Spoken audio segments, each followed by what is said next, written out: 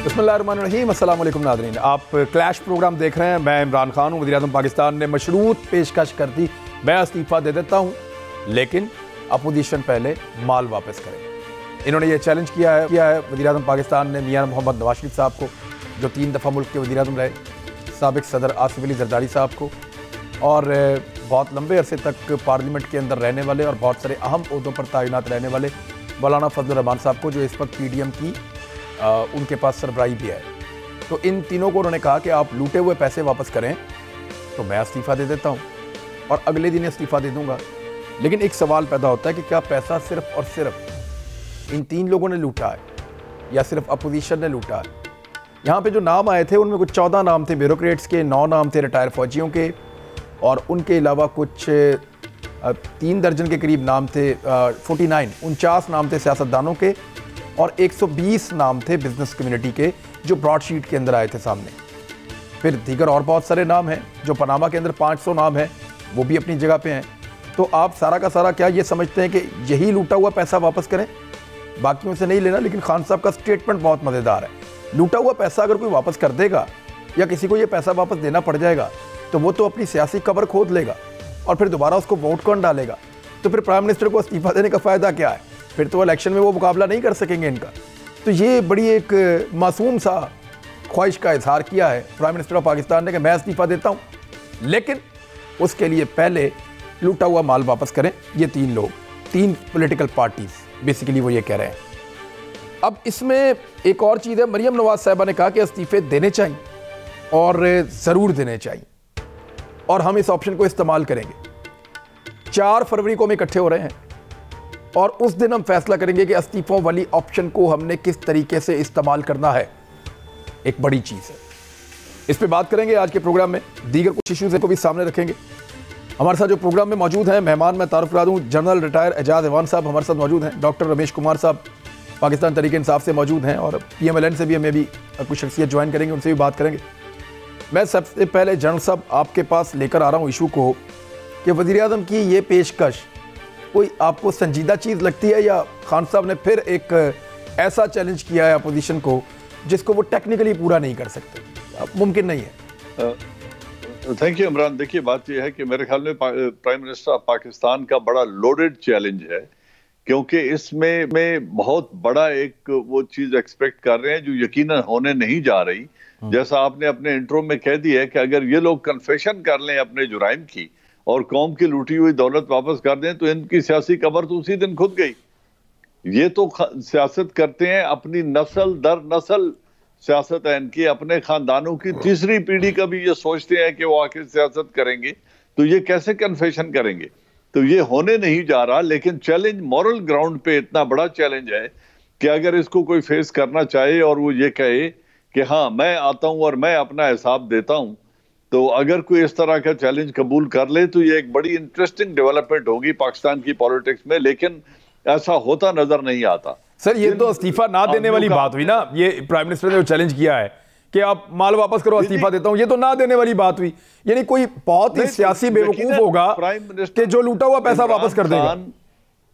इमरान खान बरसर इख्तिदार इस्तीफा देने के लिए नहीं आए, ना वो देंगे ना उनसे कोई ले सकता है। बात सिर्फ इतनी है कि अगर सियासी तौर पे अदम एतमाद करके उन्हें घर भेज दें तो इस्तीफे की जरूरत नहीं पड़ेगी। इसके अलावा और कोई तरीका नहीं है उनसे इस्तीफा लेने का। वो अपना टाइम पूरा करेंगे, परफॉर्मेंस जैसी भी हो, अच्छी या बुरी, वो अपना वक्त पूरा करेंगे। अदम एतमाद एक वाहिद जरिया है उन्हें इख्तिदार से रिमूव करने का। और जिन आदमियों का आपने नाम लिया कि अगर कुछ जनरल्स हैं, कुछ ब्यूरोक्रेट्स हैं या कुछ, तो इन सब लोगों को जो सियासी नहीं हैं और उन्होंने करप्शन किया है, तो उनके एक जॉइंट इन्वेस्टिगेशन टीम बनाए जिसको प्रोब करे। नहीं, वो एक कमीशन तो बना है। देखिए मैं एक चीज सर, देखिए मैं एक चीज, इसमें 9 रिटायर फौजी अफसरान के नाम, इसमें कुछ ब्यूरोक्रेट्स हैं, दर्जन से जायद हैं, उनके नाम हैं, इसमें जो बिजनेस कम्युनिटी के 120 लोगों के नाम हैं।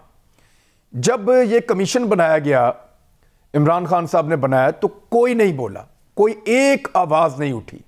बोला कौन? पॉलिटिकल लोग। तो पॉलिटिकल लोग अपनी पोजीशन का हमेशा फायदा उठाते हैं जनरल साहब। इमरान, बिल्कुल यही बात है कि हमारे मुल्क में एक ये वाहिद तबका है जो एक्सप्लॉइट करता है अपनी पोजीशन को, और वो कभी भी अपना जुर्म तस्लीम नहीं करते। बाकी सब लोग कोर्ट के आगे जवाबदेह हैं। एक दिन वो कोर्ट के आगे पहुंच भी जाएंगे, और आपको अगर उनका जुर्म साबित हो गया तो चाहे ब्यूरोक्रेट्स हो या आर्मी अफसर्स हो, कोई भी हो, कानून से बालातर कोई भी नहीं है। अगर उन्हें सजा होनी है तो बेशक हो, और उनकी तफ्तीश होनी चाहिए। लेकिन ये जो तबका है जो अपने आप को मावराए कानून समझता है, जो अदालतों पर हमला आवर हो सकता है, जो जजेस को डिक्टेट कर सकता है, जो जुर्म करके उससे मुकर सकता है, इन लोगों का एहतसाब एक मुश्किल काम है। अभी आप देखें, फजलुर रहमान की जमात के अंदर से हाफिज कुरान लोग और मजहबी रहनुमा जो इनके साथ बैठते थे, वो कह रहे हैं कि इन्होंने बैरून मुल्क से इमदाद ली है। और जब पार्टी के एग्जीक्यूटिव ने पूछा, एग्जीक्यूटिव कमेटी ने, तो उन्होंने ये कहा कि वो रो पड़े और उन्होंने कहा कि ये मेरे जाती मसरफ में आ गए हैं पैसे।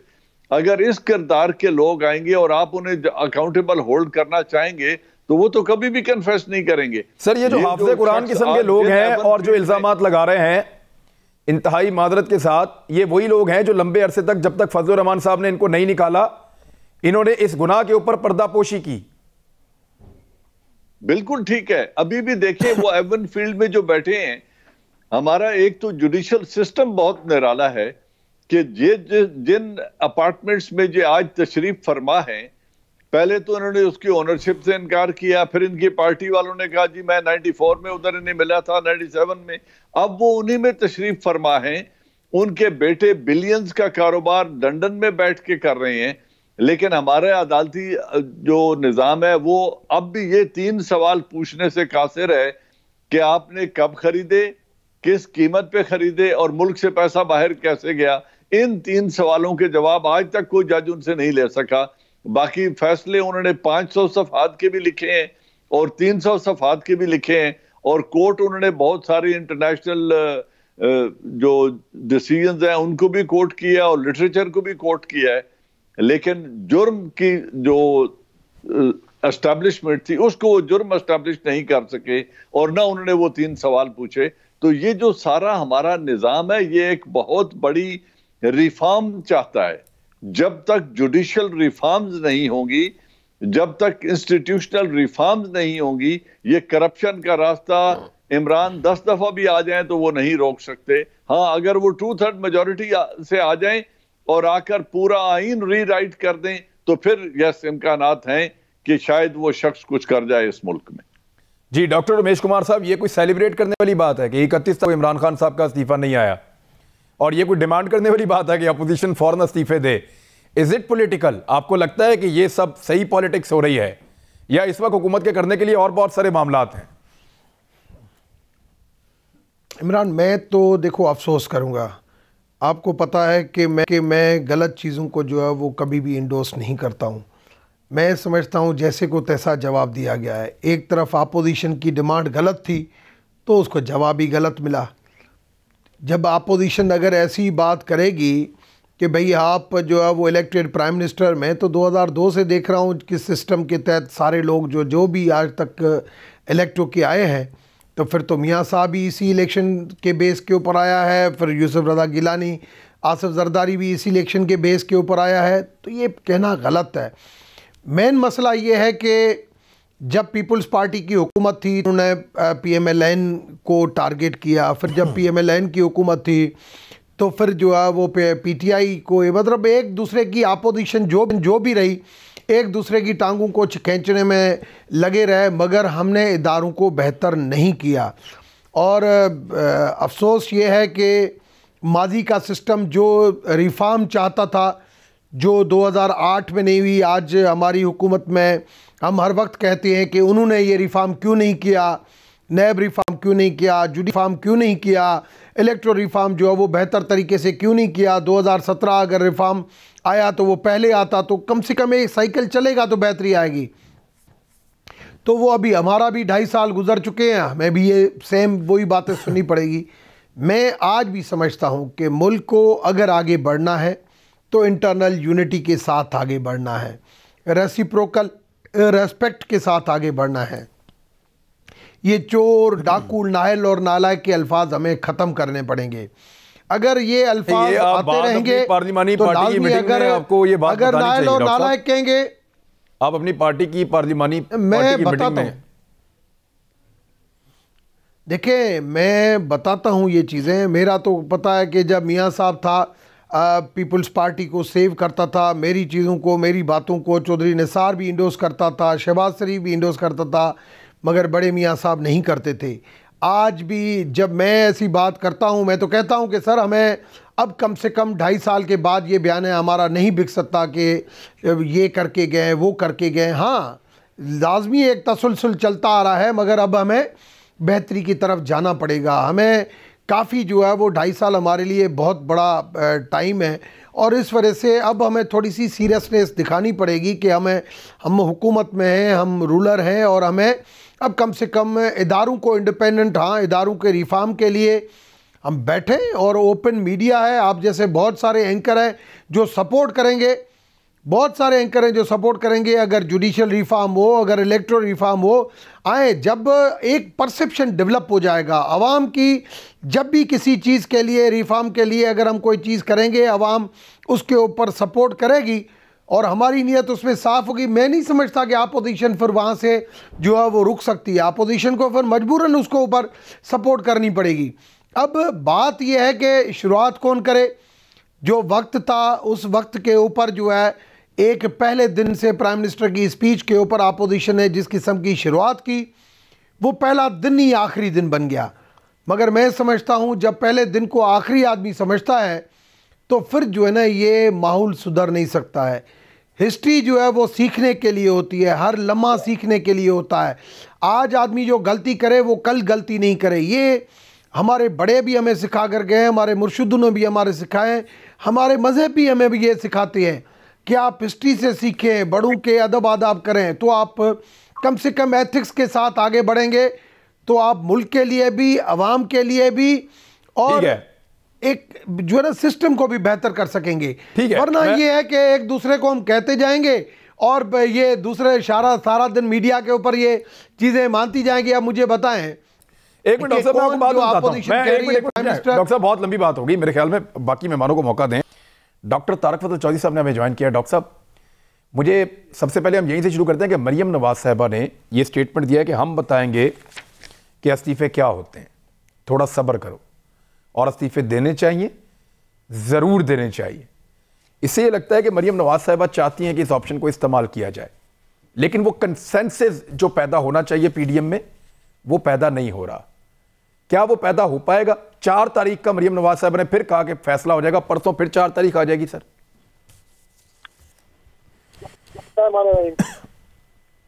इमरान भाई, ये जो कंसेंसस का लफ्ज आपने इस्तेमाल किया है, बुनियादी तौर पे कंसेंसस होने के बाद ही इस्तीफों का ऐलान किया गया था पीडीएम के प्लेटफॉर्म पे। लेकिन उसके साथ एक चीज जो है, एक शर्त, वो ये थी कि किस वक्त देने चाहिए, वो माहौल क्या होगा, पब्लिक का मोमेंटम कितना, आप ये कहें कि इस लेवल पे होगा तो इस्तीफे देने चाहिए। तमाम जमातों ने इस पर इत्तफाक किया था कि अपने अपने जो आपके MNAs हैं, MPAs हैं, उन सब से इस्तीफे लेके जो हमारी मरकजी क़यादत है उसके पास जमा हो जाए, और तमाम जमातों ने ऐसा ही किया, इसलिए कि कंसेंसस मौजूद था। 4 तारीख को इस्तीफों के हवाले से जो बात होगी वो यही होगी कि कौन सा ऐसा मुनासिब मौका है कि जिसके बाद फिर गवर्नमेंट के पास ये ऑप्शन ना हो कि वो फिर कहें जनाब कि हम ज़िमनी इंतखाबात करवा रहे हैं और उस सिमत में जा रहे हैं। तो वो माहौल बनाने के लिए क्या मजीद किया जाए, क्या मजीद स्ट्रेटेजी बनाई जाए, कुछ बना है, कुछ मजीद बनेगा, तो उसके लिए जो है अपना मीटिंग होगी। बाकी इस्तीफों का कंसेंसस तो मौजूद है, आपको पता है, बिलावल साहब भी इस पर बात कर चुके हैं, कह चुके हैं, मौलाना साहब कर चुके हैं, पीडीएम की दीगर लोग कर चुके हैं। तो अभी तो मेरा ख्याल है कि बात होगी। पीपल्स पार्टी, आपको लगता है कि वो इसके ऊपर आपका पूरा साथ देगी? क्योंकि उनके पास सिंध की हुकूमत है और सिंध की हुकूमत छोड़ना आसान नहीं होगा। बिल्कुल, मैं आपकी बात को ही आगे बढ़ा रहा हूँ कि पीपल्स पार्टी के बार बार जो सवाल किया जाता है पीपल्स पार्टी के हवाले से किया जाता है, और उसकी बुनियादी वजह यह है कि उनकी सिंध के सूबे में हुकूमत है, एक सूबाई हुकूमत जो है वो संभाले हुए हैं। इसलिए मैं समझता हूँ कि उनके हवाले से बार बार ये सवाल पूछा है। बाकी ऐसा नहीं है कि पीपल्स पार्टी पे किसी को कुछ शक है या पीपल्स पार्टी जो है वो खुदा न खास्ता अपनी कमिटमेंट से कोई भागने वाली जमात है, बिल्कुल भी ऐसा नहीं है। लेकिन जैसे मैंने कहा कि चूंकि सर ये वही पीपल्स पार्टी है जिसमें नवाज शरीफ साहब ने हमें बताया कि जरदारी साहब ने कहा कि वादे कोई कुरान और हदीस नहीं होते, कमिटमेंट से भाग गए थे। फिर ये वही पीपल्स पार्टी है जिसके बारे में मियां नवाज शरीफ साहब ने और उनके साथियों ने कहा कि इन पे ट्रस्ट नहीं किया जा सकता, और बारहा ऐसा हुआ। फिर आपकी बलूचिस्तान की हुकूमत भी गिरी।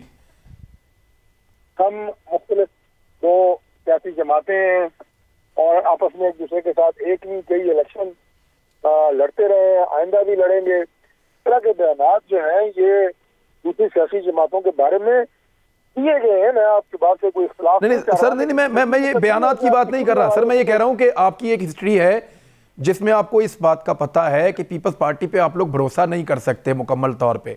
आप आज ये कह रहे हैं कि आपके पास ऐसी कोई वजह नहीं है कि उन पे भरोसा ना किया जाए। नहीं, मैं देखे ना, मैं अर्ज करता हूँ कि ये जो आपने बात की मैं उसी से दोबारा बातचीत करूंगा कि ये बयानात आते रहे हैं, लेकिन इसका ये मतलब नहीं है कि जब आप मुतहदा अपोजिशन के प्लेटफॉर्म से कोई तहरीक नहीं चलाई जा सकती। और एक दूसरे पे एतमाद का ताल्लुक है, मैं नहीं समझता कि इसमें कोई ऐसी एतमाद या बद एतमादी वाली बात है। बद एतमादी वाली बात इसलिए नहीं है कि वो बारहा मरतबा, देखें मैं जरा इसको और आसान कर देता हूँ कि किसी ने कोई उनकी वो क्या कहते हैं कनपट्टी में पिस्तौल तो नहीं रखा हुआ, जबरदस्ती तो नहीं कर रहे। अगर वो नहीं देना चाहते तो वो कह सकते हैं कि जी हम आपकी इस ऑप्शन से इख्तलाफ करते हैं। जाहिर है हर जमात का अपना एक नजरिया है, हर जमात के अपने मसाइल है। तो वो बार बार अगर आके कह रहे हैं कि नहीं हम साथ खड़े हैं, इस पीडीएम के इस मौका पे भी खड़े हैं, इस्तीफों के मौका पे भी खड़े हैं, इसका मतलब ये है कि वो साथ चल रहे हैं और ही चलेंगे इंशाल्लाह। ठीक है, एक ब्रेक लेते हैं, ब्रेक के बाद वापस आते हैं, फिर बात करते हैं। हमारे साथ ही नाज़रीन ले रहे हैं प्रोग्राम में, अभी आ रहे हैं। वेलकम बैक नाज़रीन। जनरल साहब, मैं क्या इस्तीफे वाकई ये इतने आसान हैं जितना ये समझा जा रहा है? क्योंकि बहुत बड़ी दो पॉलिटिकल पार्टीज़ हैं, इलेक्शन होने में 2.5 साल बाकी हैं या इससे कम का अरसा, और इस वक्त वो सेनेट इंतखाबात में जा रहे हैं, और इन पार्टीज़ को अपने अंदर से भी मुखालफत का सामना गाहे बगाहे ऐसी चीज़ें आती हैं जहां हो सकता है कि इस्तीफ़े एक ऑप्शन के तौर पे इस्तेमाल किए जाएं या नहीं। तो प्राइम मिनिस्टर का तो नहीं हुआ, क्या अपोजिशन के इस्तीफ़े आने के इम्कानात आपके तज्जिया में मौजूद हैं? इमरान, देखें आप बहुत अच्छी तरीके से सारे गेम को समझते हैं। इनके इस्तीफे आने नामुमकिन हैं। पीपल्स पार्टी इस्तीफे नहीं देगी, इसको आप लिख लें। और खुद नून के अंदर से अगर मरियम नवाज साहिबा का इतना ही बयानिया सख्त है और वो समझती हैं कि उनका पार्टी पे इतना ही होल्ड है, शहबाज शरीफ का इस्तीफा वो स्पीकर को भिजवा दें, बाकी सारी पार्टी खुद ही दे देगी। एक शहबाज शरीफ का इस्तीफा ले लें और स्पीकर नेशनल असेंबली को भेज दें, वो कह दें जी इन्होंने इस्तीफा दे दिया। फजलुर रहमान की पार्टी ऑलरेडी तकसीम हो चुकी है, उनके 18 सीटें हैं, वो भी इस्तीफे नहीं देंगे। 18 फजलुर रहमान के कहने पर नहीं देंगे।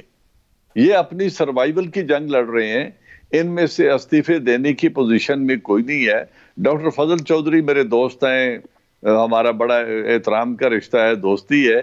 बात यह है कि उन्होंने तो अपनी पार्टी की लाइन टो करनी है, लेकिन उनको भी बहुत अच्छी तरह पता है कि खुद नून के एमएनए इस्तीफे नहीं देंगे, सब के सब नहीं देंगे। मैंने आपको एक लिटमस टेस्ट के तौर पे कह दिया है कि शहबाज शरीफ का इस्तीफा एज अ लिटमस टेस्ट भिजवा दें स्पीकर नेशनल असेंबली को कल या अगले हफ्ते भेज दें, शायद बाकी लोग उनके पीछे लाइन में लग जाएं, लेकिन ऐसा नहीं होने जा रहा। ये सब खेल है जो खेला जा रहा है अपनी पॉलिटिकल सर्वाइवल के लिए, प्रेशर बिल्ड करने के लिए हुकूमत पर। Prime minister Imran Khan pressure लेने की ये सब लोग यही कर रहे हैं। कोई पब्लिक की बात या गवर्नेंस की बात या इस तरफ तो तवज्जो दोनों तरफ है, शायद वैसी नहीं है। ये बात है, जिस तरह अभी रमेश कुमार ने कहा कि पीटीआई को चाहिए गवर्नेंस पे ध्यान दें, इंस्टीट्यूशनल रिफॉर्म्स पे ध्यान दें। कौम ने एक बहुत बड़ी अमानत इमरान खान के हाथ में दी है। 1,72,00,000 वोट थोड़ा वोट नहीं होता। उन्होंने इन तवक्कुआत पे वोट दिया था कि वो आकर मुल्क में करप्शन को खत्म करेंगे। मुझे भी पता है कि वो 100% नहीं कर सकते, वो तो अभी इस मेगा करप्शन खत्म नहीं कर सके, छोटी तो दूर की बात है, लेकिन ये दावे थे, इनको छोड़ दें, इंस्टीट्यूशनल रिफॉर्म की तरफ आ जाएं, ह्यूमन रिसोर्स डेवलपमेंट की तरफ आ जाएं, इलेक्टोरल रिफॉर्म, ये बिल तो लेके आए ना नेशनल असेंबली में, और बाकी लोगों को कम से कम लोगों के सामने बेनकाब तो करें। अगर ये फ्री एंड फेयर इलेक्शन के वेल कंसिडर्ड इलेक्टोरल रिफॉर्म का बिल लाते हैं अदालत में, तो देखते हैं कौन कौन से लोग हैं जो फेयर इलेक्शन के रिफॉर्म की मुखालफत करते हैं। ये बहुत इंपॉर्टेंट है, ये बहुत इंपॉर्टेंट है। देखना ये होगा कि लैंड रिफॉर्म्स हैं, एग्जैक्टली काम तो करें, रिफॉर्म्स के ऊपर काम किया जा सकता है। और ये दोनों पॉलिटिकल पार्टीज इस वक्त अपोजिशन में है, वो ये चाहती रही हैं, माजी में इनका नारा भी है, जबकि इस वक्त के जो प्राइम मिनिस्टर है उन्होंने भी ये कहा था। तो ये वाला काम तो इन सबको मिलजुल कर देना चाहिए। सारे लोग पब्लिक से वोट लेकर आए हैं, पब्लिक से वादे भी किए हुए हैं, तो इन चीजों को ठीक करना इन सारों की जिम्मेदारी है। रमेश कुमार साहब, छांगा मांगा की सियासत, इमरान खान साहब ने इस पर बहुत तनकीद की कि नवाज शरीफ साहब ने लोगों को खरीदना और बेचना शुरू किया पाकिस्तान की सियासत में, और इसी तरह फिर पाकिस्तान की सियासत में ये गंद पड़ता चला गया। लेकिन आज PMLN के लोग मिले पहले उस्मान बुज़दार साहब से, जब सेनेट इलेक्शन आने वाले हैं और जब सेनेटर्स की तादाद में इजाफा MPAs की वफादारियों के साथ मशरूत हो जाएगा, तो उस्मान बुज़दार साहब से आकर मिलते हैं MPAs, और उसके बाद वो सारे के सारे MPAs नवाज शरीफ को बुरा भला कहते हैं, इस्तीफा नहीं दे रहे, शेर के टिकट पे जीत के आए हुए हैं। तो ये वही गंदी सियासत है जिसके खिलाफ इमरान खान साहब ने तहरीके इंसाफ बनाई थी। तो आज उसी गंद के अंदर जो है वो अपने आप को भी और अपनी पार्टी को भी गंदा कर रहे हैं। देखें, पहली चीज़ तो ये कि मैं समझता हूँ कि उस बंदे का अपना इखलाक जो है ना वो बुलंद नहीं होता है, जो जिसके साथ चाहे एक साल क्या एक दिन भी अगर जिसके साथ खाया पिया, और वो फिर उसको ठीक है, जब आप साथ में हो आप उनकी गलत चीज़ों को आप सपोर्ट नहीं करो। मैं नून लीग में था, आज PTI में हूँ, मेरा ज़्यादातर टाइम जो है वो मुशर्रफ साहब के साथ गुज़रा, मगर आप मुझे ये बताएं कि हज़ारों इंटरव्यू दिए, हज़ारें चीज़ें लिखी हैं, बहुत सारी चीज़ों के ऊपर जो है वो आर्ग्यू करता हूँ, मगर कम से कम एहतराम का जो रिश्ता होता है वो ख़त्म नहीं होना चाहिए। ये जो तरबियत मिलती है ना, ये तरबियत या मिलती है माँ बाप से या मिलती है आदमी सही तरीके से अगर अपने मज़हब को पढ़े समझे, तो फिर जो है ना उस्ताद से अगर सही तरीके की हो। मैंने तो प्राइम मिनिस्टर साहब इमरान खान साहब को कहा था कि पहले मुझे तो आप असेंबली में मुझे एथिक्स के ऊपर लेक्चर देने दें, कि मैं एथिक्स के ऊपर लेक्चर दूं कि कम से कम गैर ज़रूरी झूठ क्यों बोला जाए, गैर ज़रूरी गालियां क्यों दी जाएं। हम जो अल्फाज बोलें वो इतने बोलें कि जितने अल्फाज किसी काम के लिए आए या किसी काम के लिए हो। मैं अगर ये चीज़ें इस तरीके से दुरुस्त हो जाएं तो सारा पाकिस्तान एक बहुत आगे तक सर छांगा मांगा बंदे आगे मिल रहे हैं उस्मान बुज़दार साहब को, ये क्या हो रहा है सर? आप तो शफाफियत चाहते हैं। देखें, अगर कोई मसला नहीं है, अगर देखें कोई PMLN के बंदे आ रहे हैं, वो समझते हैं कि हमारे लोगों के मसले मसाले हम चीफ मिनिस्टर से मिलें, और मैं समझता हूं चीफ मिनिस्टर को उनको उतनी इज्जत देनी चाहिए जितनी अपने पार्टी के लोगों को देता है। चीफ मिनिस्टर को मिल गए वो नवाज शरीफ को रॉ का एजेंट कह रहे हैं। उसके बाद मीडिया के ऊपर चीफ मिनिस्टर को मिल रहे हैं, फिर कह रहे हैं नवाज शरीफ रॉ का एजेंट है, मुल्क से भागा हुआ है, वापस नहीं आ रहा है, कभी भी क़यादत के लायक नहीं थे, कभी भी क़यादत के काबिल नहीं थे, उनको पता नहीं क्यों क़यादत दी गई। यानी उनकी बुराइयों पे बुराइयां। मैं आपको बताऊं, मैं इमरान इन चीजों को बहुत कंडेम करता हूं। एक मिनट, मुझे इधर साफ कोई भी आपको क्या लगता है, एक मिनट है ना सर, एक मिनट, आपको क्या लगता है कि इन लोगों के अल्लाह ताला ने दिल बदल दिए हैं और ये लोग कोई आप लोगों के नजरिए से मुतासिर होकर इमरान खान के सिपाही बन गए हैं, या आपको लगता है ये अपने जाती फायदों के लिए, छोटे छोटे कामों के लिए, ट्रांसफर पोस्टिंग के लिए और उन फंड्स के लिए जो इनके हलकों को मिलेंगे उनके लिए उस्मान बुज़दार की झोली में आकर गिर गए हैं और नवाज शरीफ का साथ छोड़ के इधर मिल गए हैं? ये नजरिए के दोस्त नहीं है साहब, ये इक्तदार के दोस्त हैं, मानते हैं आप? जब एक वोट ऑफ कॉन्फिडेंस अपना आया था मोहतरमा के हवाले से, आपको याद होगा माजी में राणा चंदर सिंह था, तो दूसरे जो MNAs थे वो कुछ पैसों के ऊपर बिक रहे थे और कुछ जो है वो लालचू में जा रहे थे स्कीमों के चक्कर में। राणा चंदर सिंह को जब बुलाया गया कि भाई ये सारे लोग कसम उठा रहे हैं और कोई गीता के ऊपर उठा रहा है, कोई कुरान शरीफ के ऊपर उठा रहा है, तो राणा चंदर सिंह ने पता है क्या अल्फाज बोले थे? मैंने कहा मैं आपको ज़बान दे रहा हूँ और कल मैं आपको यहाँ पे खड़ा हुआ नज़र आऊँगा, ये जितने कसम उठा रहे एक भी बंदा नज़र नहीं आएगा। ये लोग मुझे समझ भी नहीं आते हैं कि वो कोई जो है वो अपने जो है वो बाप का जिसके साथ था उसका अगर नहीं हुआ तो दूसरा बाप बोले कि मेरा हो जाएगा, ऐसे नहीं है। आपकी रवादारी आप चाहते हैं कि आप जो है वो आते हैं पंजाब गवर्नमेंट में, हम वेलकम करेंगे, मगर ये कहना कि आप नहीं हमें कहना चाहिए नहीं उनको कहना चाहिए कि जाइए आप उसको जाके गालियां दें, नहीं सर उसका फिर तरीकाकार है ना, उसका तरीकाकार है सर। मैं इंतहाई माजरत सर, उसका तरीकाकार है इस्तीफा दें, शेर के टिकट पे जीते हुए उसको छोड़ के दोबारा इलेक्शन लड़ें, इलेक्शन लड़के जिखाएं और फिर अपने नजरिए को आकर मनवाएं। ये क्या बात हुई कि जी आप उनके उससे जीते हुए हैं और यहां पे आप सिर्फ सियासी फायदा लेने के लिए आप इधर आ गए हैं? ये सर सियासी बहरूपियापन है। तारक फजल चौधरी साहब हैं जी हमारे साथ। इमरान आप तकरार जब आप प्रोग्राम करते थे, आयशा गुलाले जो है वो पीटीआई से पीएमएलएन में हुकूमत से ज्वाइन हुई थी और तब मैंने एक ही बात की थी, मैंने कहा ये चीज़ें नहीं करनी चाहिए, आपका वक्त आएगा ये चीज़ें आपको सामने फेस करनी पड़ेगी, और वही चीज़ें हो रही हैं। एग्जैक्टली। चलें एक ब्रेक लेते हैं। तारक फजल चौधरी साहब हमारे साथ मौजूद हैं, चलें अच्छी बात।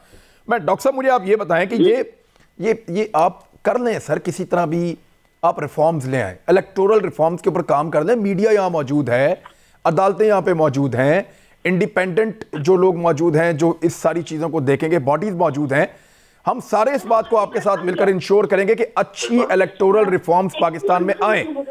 सर इसके ऊपर काम कर लें, ये अचीवमेंट आप अभी हासिल कर सकते हैं इस हुकूमत को दबाव में लेकर। देखिए इस हुकूमत को तो आप दबाव छोड़ के जो मर्जी कर लें, इनके तो कानों पे जू नहीं रेंग रही और ना रेंगनी है और ना इनमें सलाहियत है। देखिए बातें होती हैं भान भाई, एक होती है कि आप किसी चीज का इरादा कर लें और आप में कैपेसिटी ना हो, आप में सलाहियत ना हो। एक ये होता है कि आप में सलाहियत है, आप इरादा नहीं कर रहे। इनमें दोनों है, ना इनका कोई इरादा है कुछ अच्छा करने का और ना इनमें सलाहियत है। अभी जन साहब फरमा रहे थे कि जी ये कुछ करें, कोई अच्छी रिफॉर्म्स करें, कुछ ह्यूमन रिसोर्स डेवलप करें, और बाकी इनका एक ही काम है पिछली हुकूमत को गालियां देना, नवाज शरीफ पे झूठे इल्जाम लगाना। भाई कुछ साबित करना है तो यार अदालतें पड़ी हैं, साबित करें, आप गवर्नमेंट हैं। और जो जहाँ करप्शन की जिसके ऊपर इनकी पूरी हुकूमत खड़ी है, पूरा इनका नैरेटिव खड़ा है, वो माशाल्लाह पूरी दुनिया में जो इंटरनेशनल इदारे अपनी रिपोर्ट्स। डॉक्टर साहब ऑफर तो उन्होंने आपको बहुत अच्छी दी है, उन्होंने ऑफर तो आपको बहुत अच्छी दी है कि आप अपना लूटा हुआ माल वापस कर दें, प्राइम मिनिस्टर ने आज कहा, तो मैं इस्तीफा दे देता हूँ। और मैदान की बात ये है, वो अर्ज कर रहा था कि वो इंटरनेशनल इदारे, मैं एमनेस्टी, मैं इसकी अपना ट्रांसपेरेंसी इंटरनेशनल की बात कर रहा हूँ, जब रिपोर्ट आई थी इमरान खान साहब प्रेस कॉन्फ्रेंसेस किया करते थे, आज वो कह रही है कि आज माल ज्यादा लूटा जा रहा है, करप्शन ज्यादा हो रही है। तो इमरान खान साहब का हिसाब तो दें कि हमारा जो सारा नैरेटिव करप्शन पे है, एहतसाब पे है, तो उनकी सफों के अंदर जो चोर और डाकू बैठे हुए हैं, जो माफियाज बैठे हुए हैं, जो उनके एजेंट्स पैसे लेके उनके फॉरेन फंडिंग फॉरेन अकाउंट्स में डाल रहे हैं, वो कहते हैं मुझे तो पता ही नहीं किसी एजेंट ने डाल दिए होंगे। आप मुझे सादा सा जवाब दे दें, जनरल साहब बैठे हुए हैं कि मैं और मेरे अकाउंट में अरबों रुपए आ जाए, मैं कहूँ जी मेरे किसी पीए ने लेकर डाल दिए होंगे और मैं वो इस्तेमाल भी कर लूँ। आपको खौफे खुदा करें, मुल्क के प्राइम मिनिस्टर हैं, को बात करते हुए तो सोचेंगे मैं क्या बात कर रहा हूँ। यानी पीटीआई कह रही है किसी एजेंट से लिए होंगे जी, वो हमने तो नहीं लिए बराह रास्त। तो ये तो इनका हाल है, मतलब किसी बात को आप ले लें, वो मुल्क किस तरफ जा रहा है, गैर संजीदगी का आलम ये, अभी जो कह रहे हैं कि लूटा वो, ये वो होते हैं ना, आप फिल्में तो आप हमारे पास टाइम कम है, पहले हम देखा करते थे, एक होते हैं असल हीरो, एक होते हैं स्टंट मैन। ये सारे स्टंट मैनों की हुकूमत चल रही है इस वक्त, स्टंट मारते हैं, यानी वो कहते हैं ना ऐसी बातें, जुगतबाजियां, ये जुगतबाजियों से कभी हुकूमत चली है, कभी मुल्क चले। मैं इस्तीफा दे दूंगा, आप पैसे दे दें, तो जो पैसे आपके दौर में इस वक्त लूटे जा रहे हैं, जो दवाइयों वाले ने पैसे लूटे, आप अपने ईमान से बता दें कि नहीं करप्शन की दवाइयों वालों ने, पैसे है ना 500% दवाइयां महंगी हो गई हैं, स्कैंडल है। बिल्कुल ठीक बात कर रहे हैं आप, और इसकी इंक्वायरी होनी चाहिए, सजा भी होनी चाहिए, बंदे पकड़े भी जाने चाहिए। Exactly, you are right, you are. Doctor साहब ब्रेक लेके वापस आते हैं, फिर आप ही से शुरू करते हैं, ब्रेक लें वापस आ रहे हैं। वेलकम बैक नाज़रीन। तो डॉक्टर साहब अब आ रहे हैं वहीं पे जो आप बात कर रहे थे कि आप ये कह रहे थे कि हमारे खिलाफ सबूत नहीं है, साबित करें फिर पैसे देते हैं। तो सर ना आपने पैसे वापस देने हैं, ना साबित होना है, तो ना उन्होंने फिर इस्तीफा देना है, फिर ये ऐसे ही चलेगा। हमारे खिलाफ कम से कम इमरान भाई मुकदमा तो चल रहे हैं ना। इन्होंने जो BRT पे जो भी मुकदमा नैब ने कायम किया हुआ था, सबसे पहले सुप्रीम कोर्ट पे स्टे लिया उसका कि जी वो नहीं चल सकता, रोके तहकीकात को। और उसके बाद अब तो मुझे आज पता चला है कि सुप्रीम कोर्ट ने तो बाकायदा नैब को रोक ही दिया है कि आप तो sir supreme court of Pakistan है ना सर, देखें जब वो आपके हक में फैसला देती है तो आप सुरखरू हो जाते हैं। आज उनके हक में फैसला है, वो भी सुरखरू हो गए। यानी हक का, इंसाफ का बोलबाला सिर्फ आपके लिए तो नहीं है, उनके लिए भी हो सकता है अदालत से। नहीं जी, मैं इंसाफ को मैं दोनों हाथों से सलूट पेश करता हूँ इस फैसले को। मैं तो सिर्फ ये अर्ज कर रहा हूँ कि वो हुकूमत जिसका नैरेटिव ही जनाब ये है कि एहतसाब होना चाहिए, शफाफ होना चाहिए, जो उसे पकड़ना चाहिए, तो अपने खिलाफ तो जो चोरी की तहकीकात है वो नहीं होने दे रहे यार। कम से कम पता तो लगने दो कि किसने कितना माल खाया BRT में। नहीं, आपने वो मुकदमे में पहले स्टे लिया, उसके बाद मुकदमे को ही रोक दिया। मुझे आप बताएं ना, अगर मैं आपकी अपनी बात करता हूँ, अगर हम साफ है हमने कोई करप्शन नहीं की, 10 मुकदमे दर्ज करें, क्या फर्क एग्जैक्टली कोई फर्क नहीं पड़ता। जो इंक्वायरी करने वाले सर, जो इंक्वायरी करने वाले इदारे हैं, उनका काम ही इंक्वायरी करना है, वो चेक करें कि जब चोरी की होगी हम स्टे लेंगे कि नहीं जी नहीं, तहकीकात नहीं होनी चाहिए।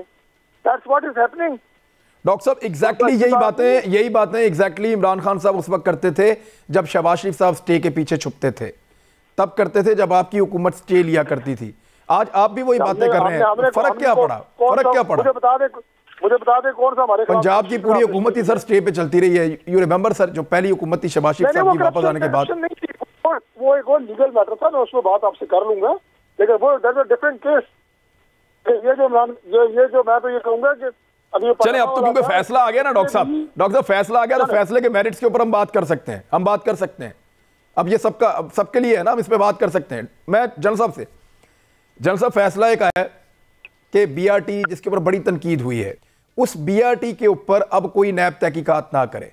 आपके ख्याल में ठीक बात है? नैब को फिर बंद ही कर दें, यानी तहकीकात जो जिसकी मर्जी करें, इदारे मौजूद हैं, चाहे ये तहकीकात जो है वो सूबाई कोई इदारा कर ले, वफाकी इदारा कर ले, चेक तो करना चाहिए जो मनसूबा बना है, जिस पे उंगलियां उठ रही हैं, वो जायज तरीके से बना है या नाजायज तरीके से बना है।